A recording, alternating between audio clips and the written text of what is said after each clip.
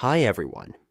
In today's tutorial, we will show you how to use the scheduling poll feature in Microsoft Outlook to find the best meeting times for everyone.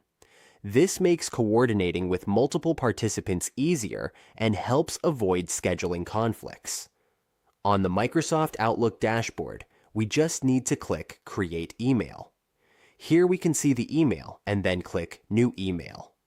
Now, we just need to add the emails of the people we want to invite. The scheduling poll helps us decide on the best time. To insert a poll, we go to Insert, and then in the apps, we will see the poll option. However, we cannot see the poll because our account is a consumer account. To access this feature, we need to switch to a work or school account. Once we have the correct account, we just need to set up the poll, including the questions and poll options, so the team can choose which time works best. Once we are done, we just need to click Send.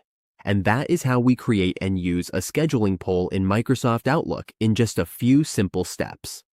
Setting up meetings that work for everyone is now quick and hassle-free.